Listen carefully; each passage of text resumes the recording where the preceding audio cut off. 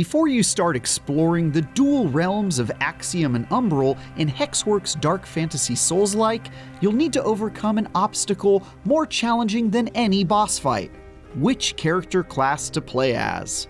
Do you want to be a spell-slinging agent of the light, a brutish barbarian with an axe, or a sinister pyromancer? With 9 base options to pick from, plus 4 more that can be unlocked for additional playthroughs, there's quite a few ways to play through this challenging action RPG. So here are our recommendations for which class you should play in Lords of the Fallen.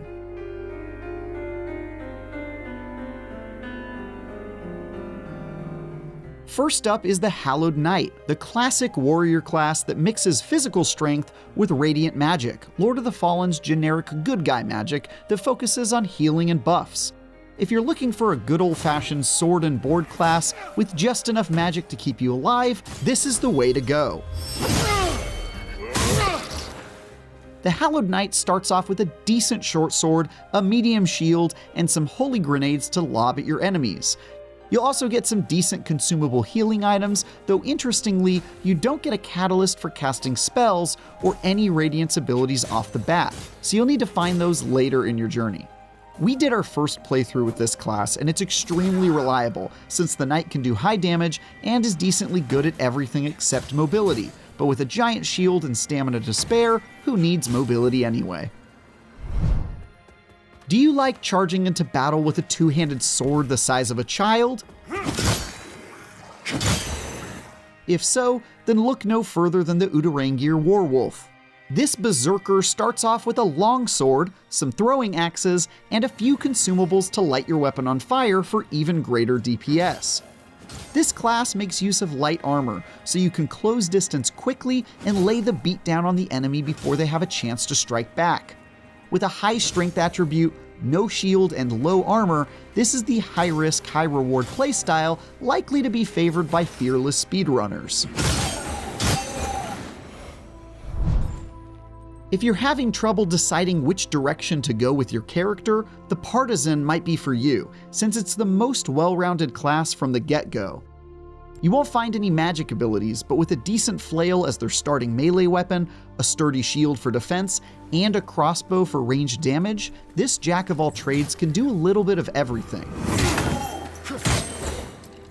They also have a few consumable berries that increase stamina regeneration. This one's a great pick if you're still learning the ropes and want to keep your options open to develop your build down the road.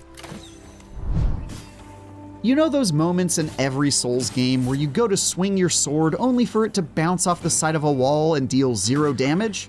Well, if you absolutely can't stand that happening, might I recommend the Mournstead Infantry. This class comes loaded with a spear that's perfect for stabbing enemies in tight hallways and avoiding those pesky corners. Plus, he's got a small shield and chuckable javelins to deal with enemies at a distance.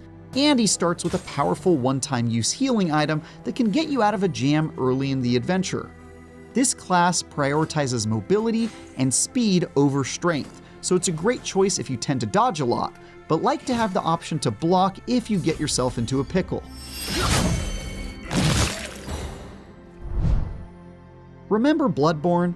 Clearly the developers working on Lords of the Fallen do. This class looks like they just got off the bus from Yharnam and comes equipped with a trusty axe, a small shield, and bows and arrows, making them quite versatile. Plus, since their stats are fairly evenly distributed, you can always pick a different path with your build later on and keep the cool armor.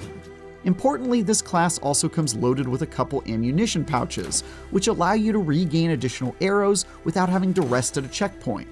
This comes in handy early in the adventure, when you don't have access to vendors, especially if you prefer to keep your distance from the enemy.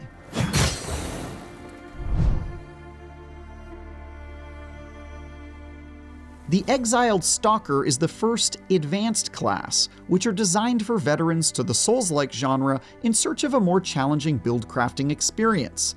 This one is a dual-wielding dex build with the lightest of light armor and no defense to speak of, meaning you'll need to master the art of the dodge roll to survive.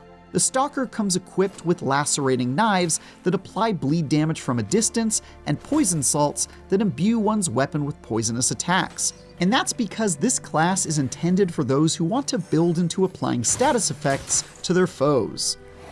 Later on, you'll gain access to fast-moving melee weapons that can apply status effects on their own, with various salts or even spells to aid in the effort.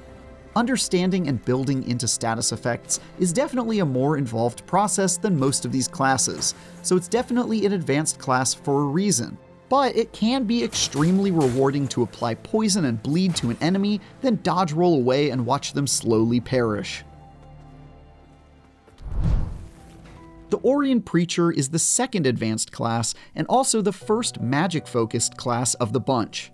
He comes with a decent hammer that applies holy damage and scales with your Radiance magic stat, but most of the damage you'll deal will likely come from using Radiant spells, like Radiant Flare, a ranged holy attack that you start out with and can cast using your Orian Preacher Catalyst. If you're backed into a corner, you also have a fairly weak shield to fall back upon, but generally speaking, you're going to want to keep your distance and make use of your dodge roll. Thankfully, you do start out with a decent stack of small mana stone clusters, which will refill your limited pools of mana when you run out. That will come in a lot of handy early on, before you gain unlimited access to these consumables via vendors.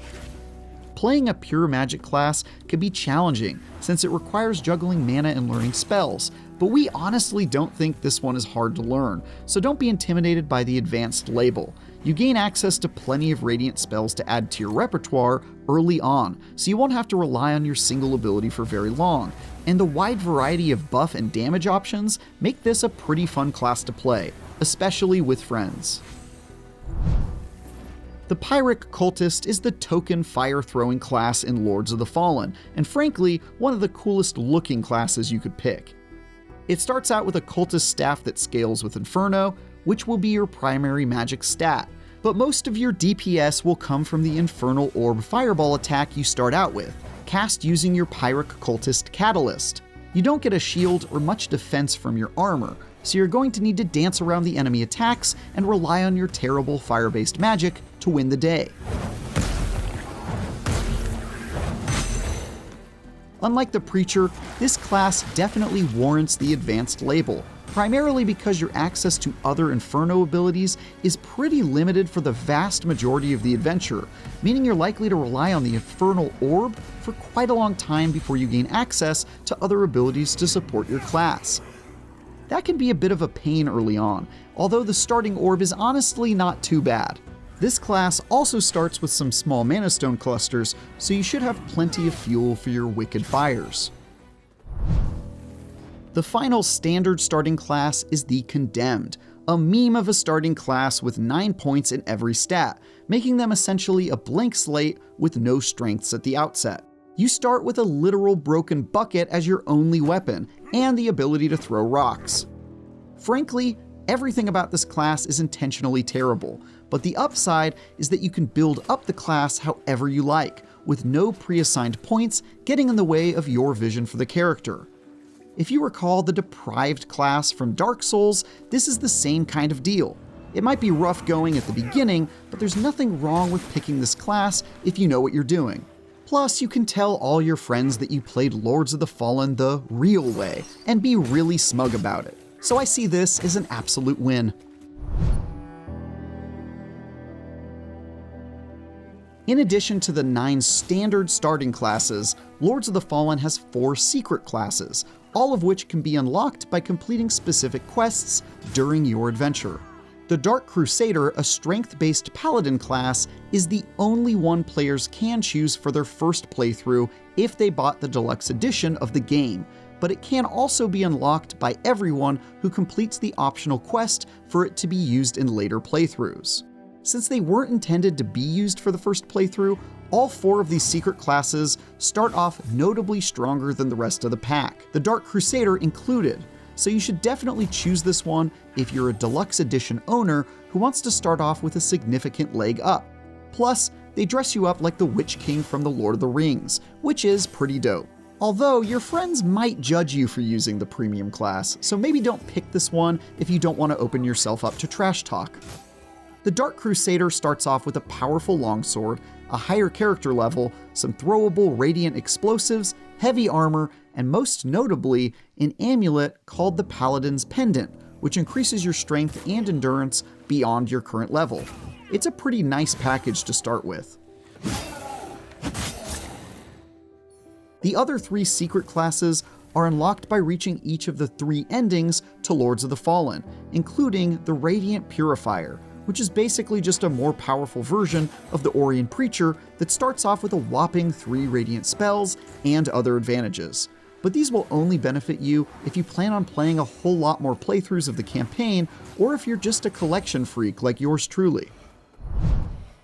And there you have it. Those are our recommendations for which class you should choose in Lords of the Fallen. Which one do you think you'll be picking? Let us know in the comments.